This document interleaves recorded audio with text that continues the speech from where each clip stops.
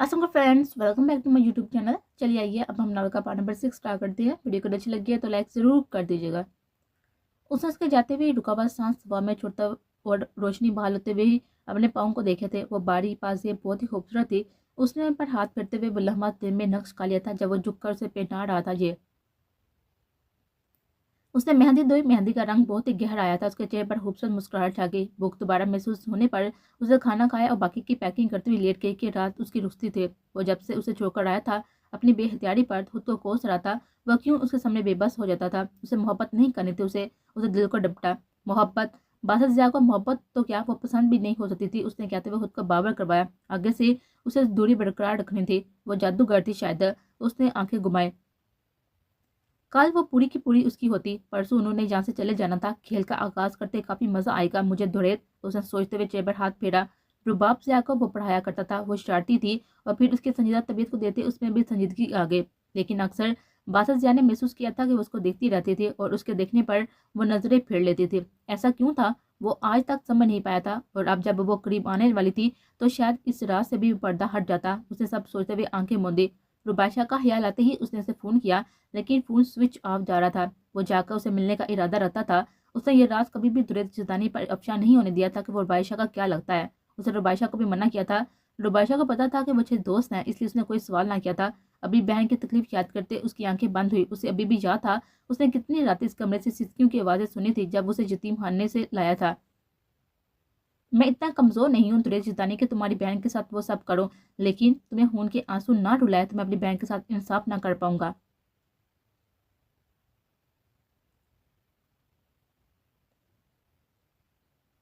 उसका काम हमेशा की तरह बेहतरीन था और पूरे चांसेस थे कि ये डील उसको ही मिलती। वो संजीदा से बैठा था, अपने फोन पर लगा था। सामने मौजूद कंपनी का मालिक उसने देखने की भी जहमत ना की थी। मुझे लगता है कि सब मुकम्मल हो चुके हैं, तो क्यों ना बताया जाए कि हमें किससे ये डील डन करनी है। फॉरेन कंपनी के एक मेंबर ने अंग्रेजी में कहा। एन वक्त दरवाजा खुला था और कोई अंदर दाखिल हुआ था। उसने अंदर आते हुए ऊंची आवाज में अपने देर से आने पर माजरत की थी। माफ़ी चाहती हूँ आपसे कि मैं मुझे आने में देर हो गई। तबरेज शाह ने बिना उस बात पर ध्यान दिए हुए माटे पर सिलवटें डाले हुए फ़ोन पर मजीद स्क्रोलिंग की थी। टाइम खत्म हो चुका है मिस, और तमाम लोग अपना अपना काम प्रेजेंट कर चुके हैं और हम फाइनल कर चुके हैं कि ये डील किसको देनी है। फॉरेन कंपनी का मेंबर अब इसकी बार उसे बोला था। सर, दरअसल मेरी बहन की तबीयत काफ़ी खराब है। उस कंडीशन में ना थी कि मैं यहाँ ना आती, सिर्फ इसके इसरार पर आई हूँ। आप एक बार काम देख ले, भी बेशक जिसको देना होगा, लेकिन एक बार देख ले, नहीं तो इससे काफ़ी दुख होगा कि उसकी वजह से मेरा पहला प्रोजेक्ट बिना देखे रिजेक्ट हो गया। Okay miss, you have 5 minutes only. इस तकरीर पर तरबेज शाह ने घड़ी पर देखा था जैसे वक्त का ज़ियां हो रहा हो, लेकिन ये आवाज़ जानी पहचानी थी शायद। लेकिन महालक का गला खराब था। उसकी उसकी प्रेजेंटेशन में भी काफ़ी मुश्किल हो रही थी। वो हर स्लाइड के बाद खांसती थी। उसके आधे काम के बाद माहौल में खामोशी छा गई। सबकी नज़रें स्क्रीन पर थी और उसके अंदाज पर। तालियों की गूंज पर उसने बिलाहट फोन रखते हुए सर उठाया था। सामने मुझे लड़की की आंखों को देते वो साकत हुआ था। गुलाबी शलवार कमीज पर गुलाबी दुपट्टे कांधे पर ढके सफेद स्ट्रॉलर से हिजाब किए, गुलाबी मास्क लगाए और पुरकशिश लगी थी। उसका चेहरा मास्क के नीचे ढका हुआ था, लेकिन आंखें फॉरेन कंपनी के मेम्बरान में भी अब डिस्कशन चल रही थी। उसने दूसरी तरफ से चेहरा करते हुए पानी पिया और आकर कुर्सी पर बैठ गए। तब्रेशा की नजर उसी पर थी, लेकिन फिर उसने सर झुटका। उसकी आंखों का रंग बुरा था। वो भी क्या सोचने लगा था। वो कहाँ यहाँ हो सकती थी। वो तो डरपोक थी, बुजदिल थी, जो सब छोड़कर कहीं जा चुकी थी, और ऐसा छुपी थी कि उसके लाख ढूंढने में भी नहीं मिले थे।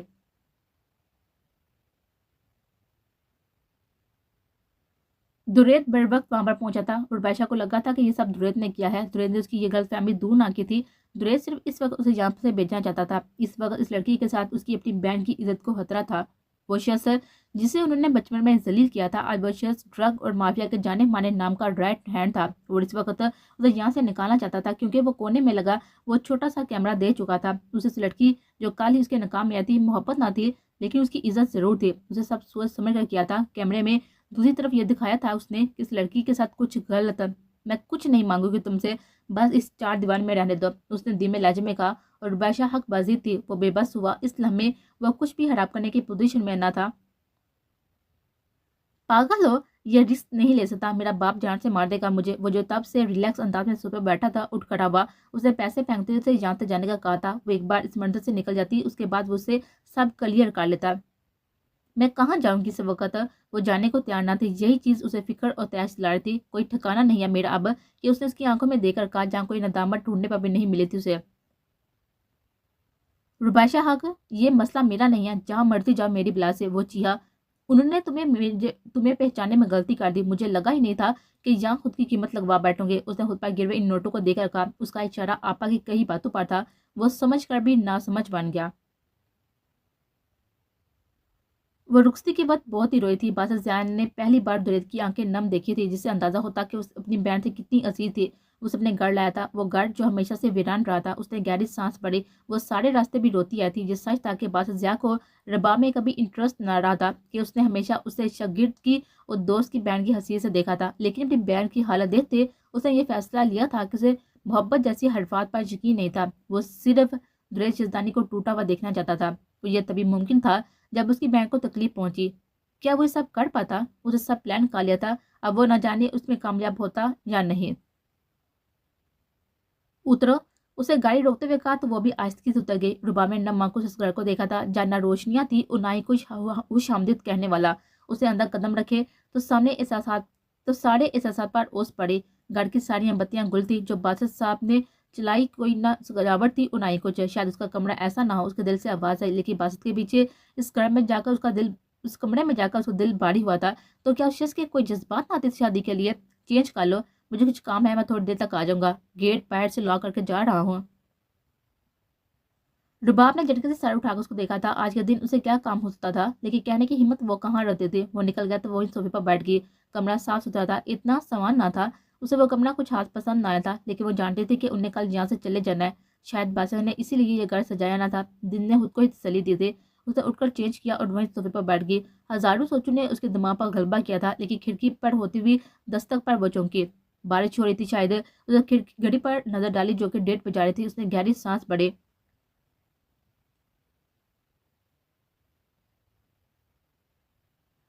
हाल में फिर से खामोशी छा गई थी, क्योंकि अब फैसला सुनाया जा रहा था। सबके चेहरे से फिक्र से लाल थे। सिर्फ एक तबरेज शाह था जो पुरसुकून बैठा था, जैसे जानता हो कि कामयाबी उसका मुकद्दर है। उसकी नजर सबसे होती हुई उस लड़की पर पड़ी थी, जो साथी से आंखें मिचे हुए मुंह पर कुछ बड़बड़ा रही थी, शायद कुछ पढ़ रही थी। सो मिस वकार के आने से पहले हम फैसला कर चुके थे कि ये टीजर किसी को देना है, लेकिन मिस वका का काम इतना अच्छा था कि हम पैसा बदलने में मजबूर हो गए। तबरेज शाह की नजर अब भी इस लड़की पर थी, जिसने अपना नाम सुनते हुए फौरन आंखें खोली थी। आंखों में एकदम चमक दार थी।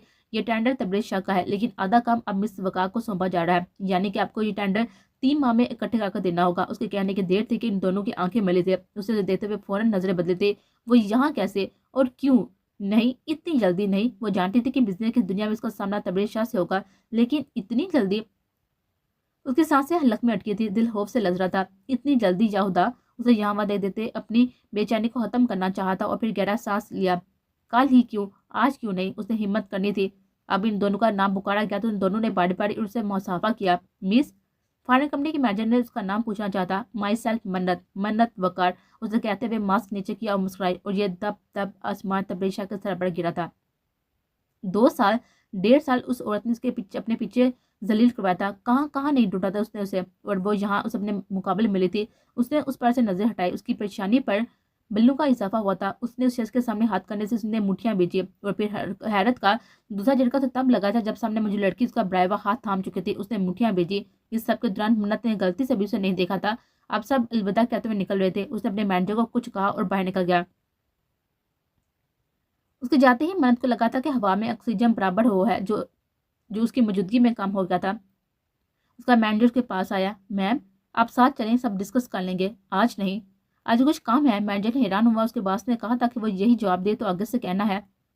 नहीं मैम, काम बहुत ज़्यादा है और वक्त बहुत कम है। सर को कल दूसरे शहर के लिए निकलना है, इसलिए आज ही डिस्कस करना जरूरी है। उसने वही कहा जिसके कहने के लिए कहा गया था। हालांकि वो जानता था कि उसके बॉस को कल क्या, आने वाले हफ्ते में भी किसी शहर नहीं जाना था। ओके, एड्रेस सेंड कर दे मेरे मैनेजर को, वो पहुंच जाएगा। वो इतनी जल्दी उसके रूबरू नहीं होना चाहती थी। मैनेजर फिर हैरान हुआ, क्योंकि उसके बॉस ने यही भी जवाब भी बताया था।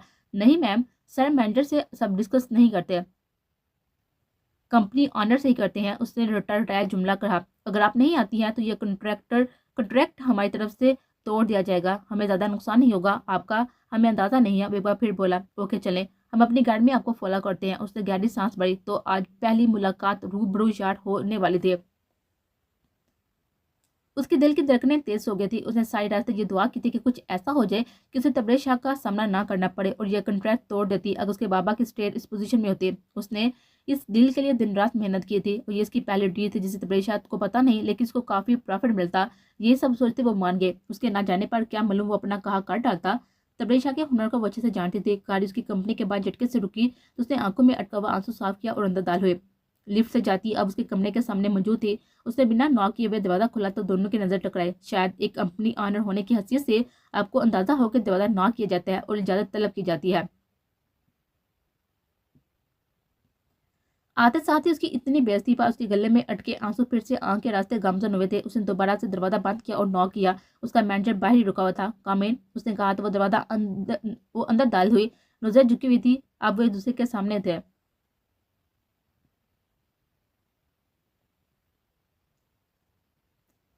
اس انجان گارڈ میں اب اسے ڈر لگنے لگا تھا. جہاں کوئی نہ تھا. بارش کی آواز بھی اب زور سے پکڑ تھی. اس نے ہورن کاٹتے ہوئے آنسو روکے. یہ کیسی رات تھی.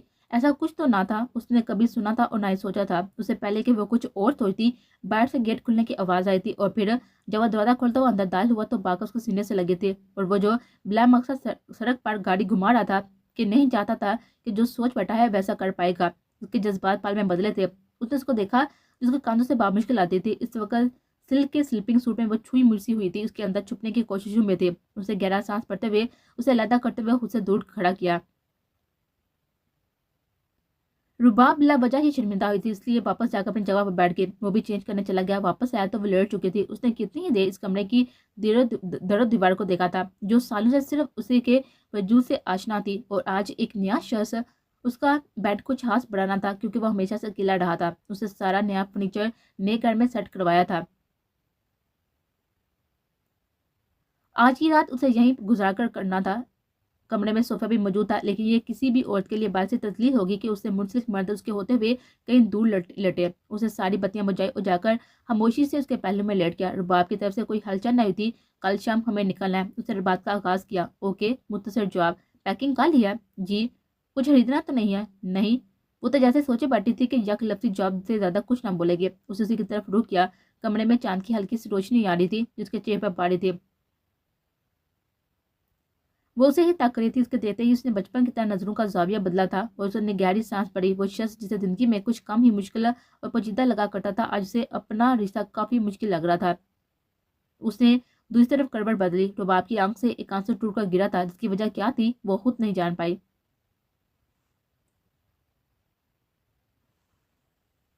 تم محافظ نہیں لٹیرے ہو. میں یہ بات سب کو چیخ چیخ کر بتاؤں گی. یزدانی خبردار ایک لفظ نہیں بولو گے تم. آج سے تمہارے اور میرے راستے الگ. میں تمہیں نہیں جانتا تم مجھے نہیں. یہ سمجھو کہ ہم کبھی ملے نہیں ہیں. اس نے قدم اس کی طرف بڑھاتے ہوئے کہا. اسے اس لڑکی پر ترس ہے. اس کے آنسو سے پہلی بار اس کے دل میں ہلچل ہوئی تھی. وہ کئی لمحے اس کو دیتی رہتی. وہ شخص تو انسانی کے درجے سے بھی گر گیا تھا. میں نہیں جاؤں گی یہاں سے. اس نے ٹرانس کی کیفیت میں کہا. کتنی رقم اور لوگی پیچھا چھوڑنے کی. آپ کے اس نے دوپٹہ اس پر پھینکتے ہوئے نحوست سے کہا کہ وقت تھوڑا تھا اب. دریت جزدانی نے اس بار عورت کو غلط طریقے سے جانچا تھا اور یہ کفارہ اسے مرتے دم تک ادا کرنا تھا. اسے لگا تھا اس کو بھی بعد میں ڈھونڈ کر سچائی بتا کر منا لیتا لیکن نہیں جانتا تھا کہ وہ پہلو اس کو سوچنے اور ڈھونڈنے والا تھا. مجھے جاننا بھی ہے. اسے گھڑی تو دیتے ہوئے کہا. اور کتنی قیمت لگاؤ گے اپنے ہی نکاح کی اپنی ہی بیوی کی. وہ قریب آ اس کی آنکھوں میں دیکھ کر بولتی. نکاح بیوی. وہ نہیں چاہتا تھا کہ وہ یہ سب بولے. وٹ ربش. یہ سب تمہارے کہنے پر ہوا تھا. تمہیں یاد تو ہوگا نا میں نے نہیں بولا تھا آؤ نکاح کرے. اس نے تمسر سے کہا. کسی کے کہنے پر بھی ہوا ہو. میں بیوی ہوں تمہاری. اب دریت جزدانی مان لو اس بات کو. اس کا کالر تھام کر بولے. ایک پال کو دریت کو لگا تھا کہ اسے سب بتا دے لیکن مجبور تھا. ایسا کرتا تو اس کے ساتھ اپنی بہن کو بھی کھو دیتا. اوف میں نہیں مانتا کسی رشتے کو. اور قیمت دے رہی ہو نا نکلو اب فوراً سے پہلے کہ مجھے گارڈز کو بلوانا پڑے. اسے جھٹکے سے اسے دور کرتے ہوئے کہا. اور چاہیے تو بتا. اس نے بیزاری سے کہا. وہ وہیں پہ پھٹ پھٹ کو رونے لگی تھی. یہ تھا اس کا نصیب. ہاں شاید ان لڑکیوں کا یہی نصیب ہوتا جن کے سر پر ماں باپ کا سایہ نہیں تھا. ایک دن دریت جزدانی خدا میرا بھی ہے یاد رکھنا. وہ کہتے ہوئے نکل گئی تو وہیں پر بے ست گر گیا تھا. روبیچا نے سب یاد کرتے ہوئے دل میں درد اٹھتا ہوا محسوس کیا. وہ کیسی اس شخص کے ساتھ رہ رہی تھی جس نے اس کے ساتھ یہ سب کیا تھا.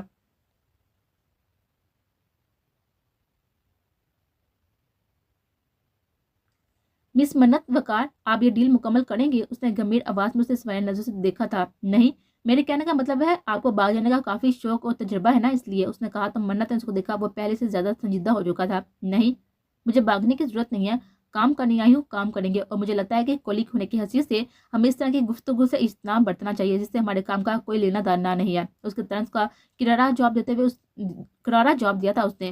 پل میں اس کی ساری زیادتیوں سے یاد آئی تھی۔ اس نے اینٹ کا جواب پتھر سے دیا تھا۔ اس کا جواب تبریز شاید کو پسند نہیں آتا، یہ اس کی سر ہوتی ہوئی آنکھوں سے صاف واضح تھا۔ کام آج سارا تقسیم کر لیتے ہیں تاکہ اپنی اپنی کمپنی سے ہم یہ کام کروا سکیں۔ فی الحال کیونکہ آپ کے مینیجر کے مطابق آپ کل شام سے باہر جا رہے ہیں، اب کل شہر سے باہر جا رہے ہیں، اس کی خاموشی کو اسی نے توڑا تھا۔ یہ تو ممکن نہیں ہے مس منت وقار، کام سارا میری کمپنی میں ہی ہوگا، جیسا کہ آپ نے سنا تھا کہ یہ ٹینڈر مینلی میرا ہے اور کل جانے کا میں کینسل کر چکا ہوں، آپ کو فائل پہنچ جائے گی، یو میں گو ناؤ۔ وہ ایسا کیوں کر رہا تھا خود نہیں جانتا تھا، شاید اتنے سالوں کا غصہ جو اس صورت نکال رہا تھا۔ منت بنا اس کی طرف دوسری نگاہ ڈالے ہوئے اڑ کر چلی گئی تھی تو اسے نئے سرے سے غصہ آیا تھا۔ کیوں وہ اتنا غصہ ہو رہا تھا؟ کیوں اسے دیکھ کر بے چین ہوا تھا؟ وہ تو اسے اس لیے ڈھونڈ رہا تھا نا کہ اس کے نام سے اپنا نام چھین سکے۔ اس نے خود سے زیادہ اپنے دل کو تسلی دی۔ اس بوندے جواز پر کوئی بھی مطمئن نہیں ہوا تھا، دل میں آگ الگ لگی تھی۔ اسے سامنے پڑی تمام فائلز کو ہاتھ سے نیچے گرایا تھا۔ یہ کیا ہو رہا تھا؟ وہ کب کی جا چکی تھی لیکن وہ وہیں پر بیٹھا رہا تھا اور پھر 7 بجتے ہوئے اٹھ رہا تھا اور گھر کے لیے نکل گیا تھا کہ سارا آفس اب خالی ہو چکا تھا۔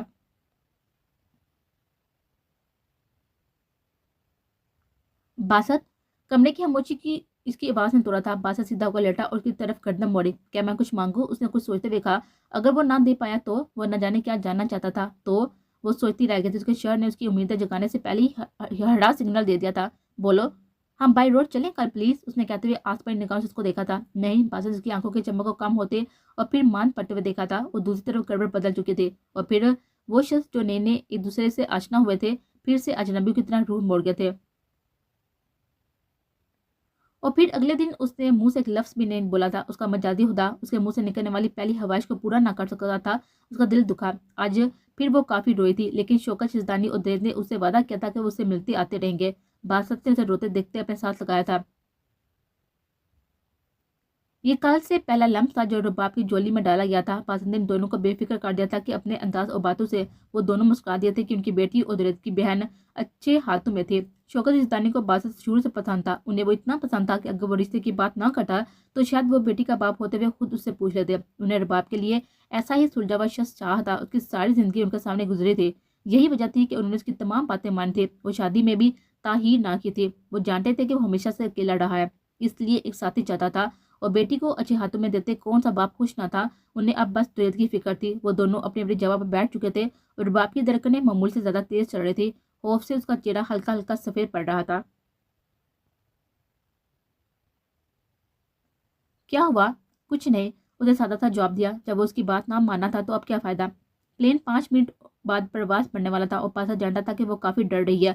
دریت اسے بتا چکا تھا اس کا ڈر۔ پلین ہوا میں بلند ہوا تو اس کے آنسو بل بل گرنے لگے۔ اس نے سانس روکا، اس کا ہاتھ تھام لیا۔ اس کے ناخن زیادہ لمبے نہ تھے لیکن باسط کے ہاتھ پر زخم ضرور کر گئے تھے۔ باسط نے اس کو دیکھا تو اسے بے حد افسوس ہوا۔ کاش وہ رات کو اس کی بات مان لیتا۔ پہلا پچھتاوا۔ نہ جانے اور کتنے ابھی باقی تھے۔ رباب نے تب سے آنکھیں نہ کھولی تھی۔ ایئر ہوسٹس کے قریب آتے اسے کھانا پکڑائے وہ جا چکی تھی۔ باسط نے اس کا ہاتھ اپنے ہاتھ سے ہٹایا تو اس نے آنکھیں کھولی۔ اسے بے حد برا لگا تھا، مطلب کہ اب وہ شخص اس کے ڈر میں اس کا ہاتھ پکڑنا بھی اچھا نہیں سمجھا تھا۔ کھانا کھاؤ گی؟ نہیں، سنجیدگی ہی سنجیدگی تھی۔ باسط نے بھی 2-3 نوالے لیے تھے۔ بے شک اسے بہت ہی بھوک لگی تھی لیکن اس کا دل نہیں مانا تھا۔ موسم خراب ہونے کے بعد سے جہاز تھوڑا ہلا تھا۔ اس نے ہونٹ لبوں میں دباتے ہوئے بے خیالی میں ساتھ پر لڑکے کے ہاتھ پر ہاتھ رکھا تھا۔ باسط کی نظر اس پر پڑی تو اس نے سنجیدگی سے اس کا چہرہ دیکھا۔ وہ جھٹکے سے اس کا ہاتھ لڑکے کے ہٹا گیا تھا۔ وہ لڑکا زیادہ بڑا نہ تھا لیکن پھر بھی اسے رباب کی یہ حرکت کافی ناگوار گزری تھی۔ رباب نے آنکھیں کھولی تو وہ لڑکا مسکرایا تھا۔ اسے دوسری نظر باسط پر ڈالی جو اسے ہی دیکھ رہا تھا۔ اب جہاز میں موسم کی خرابی کا بتایا جا رہا تھا۔ رباب نے سیٹ کی پشت سے ٹیک لگاتے ہوئے آنسو صاف کیا۔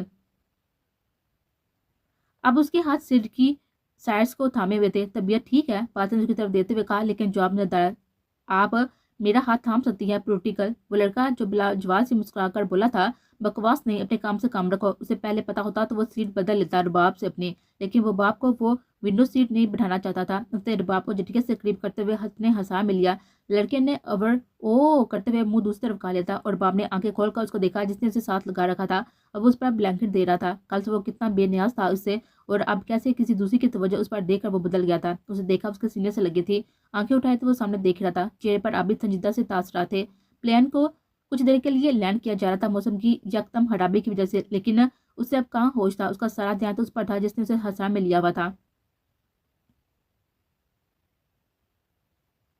3 ماہ پہلے دریج یزدانی نے اسے ڈھونڈ نکالا تھا اور تقریباً 1.5 سال بعد ملی تھی۔ اس عرصے میں اسے کہاں کہاں نہیں ڈھونڈا تھا۔